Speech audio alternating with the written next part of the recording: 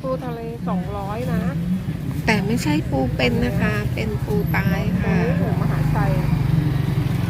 ถ้ามัดขานี่เป็นปูเป็น ขอบคุณ นะ นะคะ คะ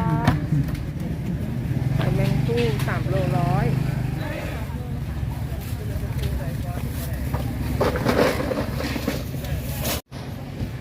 ทางเข้าตลาดมหาชัยนะจ๊ะเอาเจ้านี้ให้หน่อยจังเลยไข่แมงผู้ ค่ะสดจ้าน้อง3 โลร้อย มี200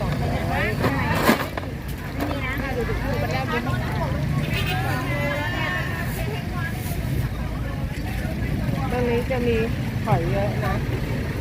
หอยแมงผู้เยอะหอยหวานตรงนี้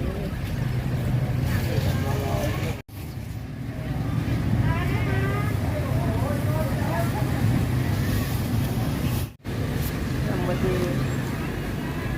ปู320นะเมื่อกี้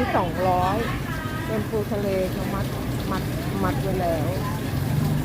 อันนี้250อะไรนะเดี๋ยวแล้ว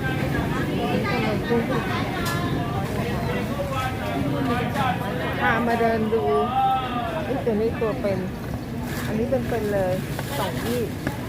นี่ตัวใหญ่ตัวใหญ่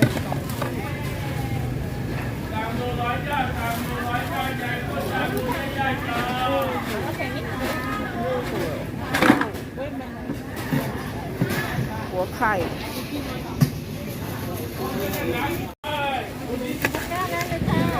ถูกนะ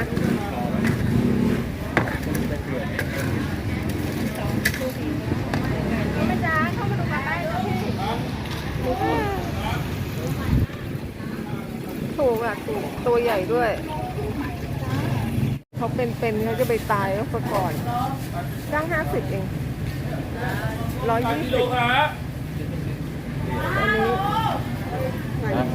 อันนี้200อันนี้ตรงเมื่อกี้220นะเดี๋ยวเราเดิน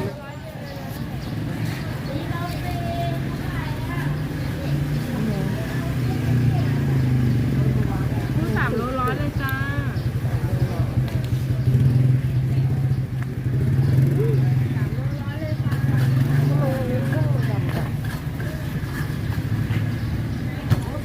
ม้าวัง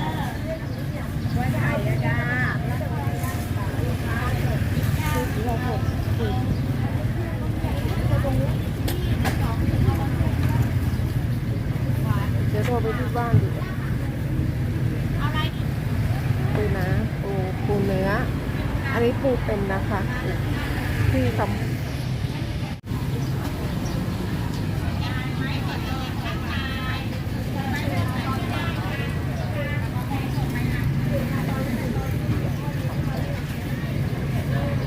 น้องเอาแบบไหนดูก่อนได้ค่ะ ตัวใหญ่นะ ธรรมชาตินะคะ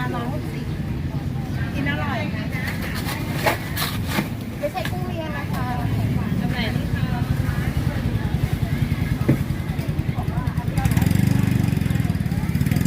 เรามาถึงมหาชัยแล้วต้องมีของเ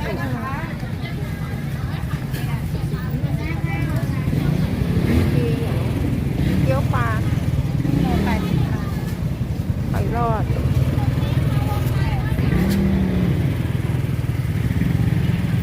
นี่อะไรจ๊ะ หอยลายสวยนะ 100 เดียวจ้ะ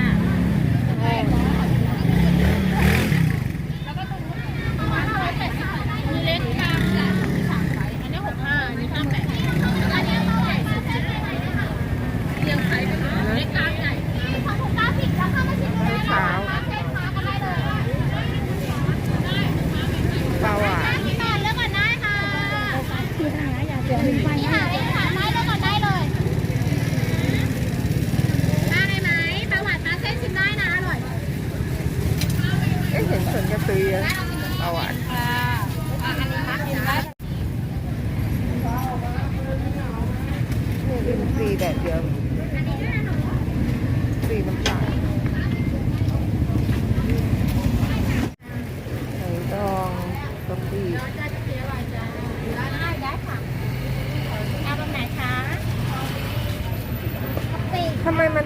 งอ่ะ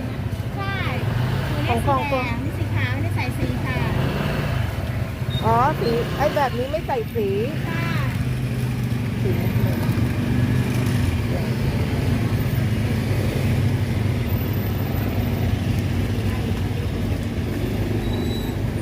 บาทค่ะ ฟองโคนเป็นสี เป็นย่างได้ ใส่กะปิกันเยอะแยะเลย เดี๋ยวเจ้าแรกซื้อเลย เอาอะไรคะได้นะคะ เข้าไปข้างในนะคะ ไปดูตลาดข้างใน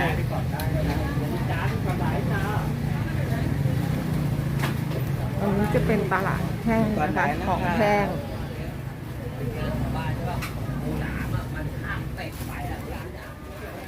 กุ้งแห้ง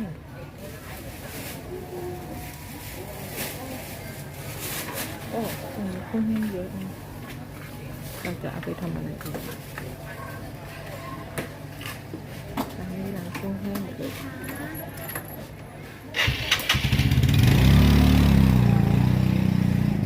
อันนี้จะเป็นตลาดของแห้ง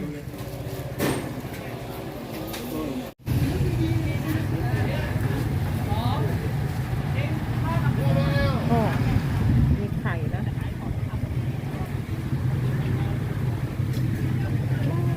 ก็ยังขายถูกกว่าที่ท่องเที่ยวที่เราไปนะเขาก็ยังขายถูกกว่านะ อะไรไหมคะสั่งได้นะจ๊ะ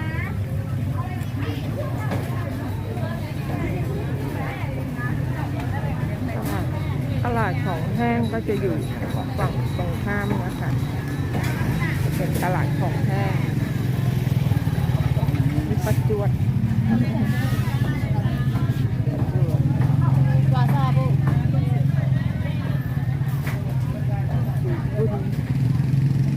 เอามาหลับรอเลยบ้านจ้ะ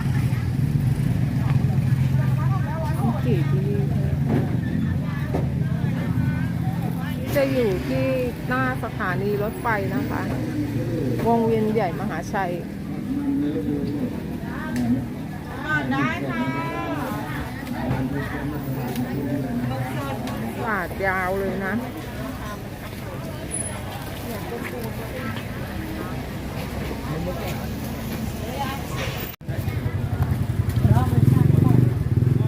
ปลาทูมีปลาทูสดด้วยนะ อันนี้เราจะแวะหลายที่ เอาไปเราเดี๋ยวต้องซื้อโฟมใส่ให้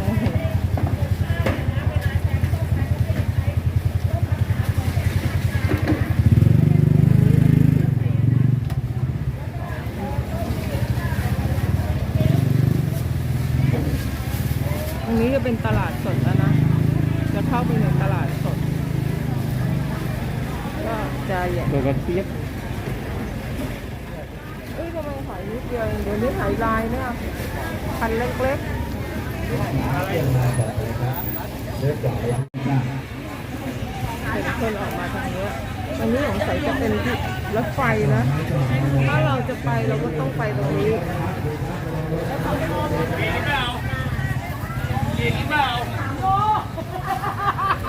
เอาใส่หม้อเนี่ย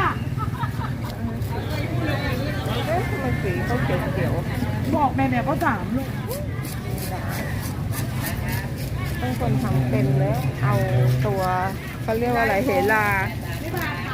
เอาเหลาเขาออกกุ้งเยอะนะคะกุ้งเยอะเลย อันนี้กุ้งขาวตัวใหญ่นะคะนี่เราต้องไปหา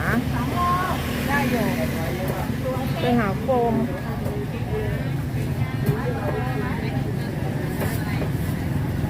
อันนี้มีโฟมใส่น้ำแข็งต้องซื้อ เนี่ยมือสอง20 บาท อันเล็กเนี่ยใส่ได้ป่ะ ได้ ตำรวจใช้ได้ ถ้าไม่รั่วใช้ได้ไม่รั่ว ร้านผักแบบนี้อ่ะถ้ามือสองไม่ได้ถูกหน่อยไง อ๋อ ถ้า เดี๋ยว เรา นะ ซื้อมือหนึ่งมันจะ100แล้ว อันนี้จะเบนปลากระเบนอุ้ยอันนี้อินทรีย์นะ เอาเลยครับหอม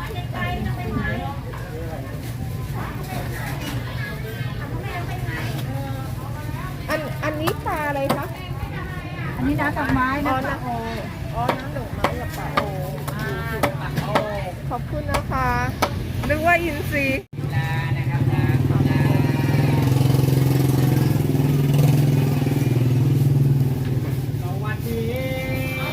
คือรถไฟมหาชัยนะคะจะวิ่งมหาชัยวงเวียนใหญ่ จะเป็นเส้นนี้ที่หลังเรามามหาชัยเราก็ขึ้นวงเวียนใหญ่มาเนอะไม่เปลืองน้ำมันด้วยถูกด้วย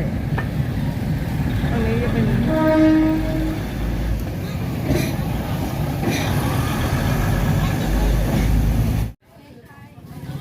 แถบนี้จะขายเป็นพวกอาหารแห้งนะคะ เป็นของแห้ง มาดูได้ถึงอะไรดีคะ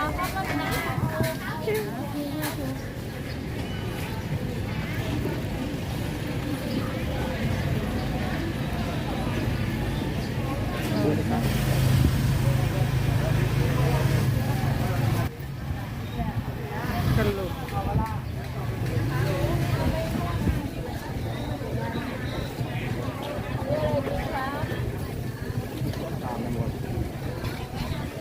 ปลาหมึกที่นี่ใสๆ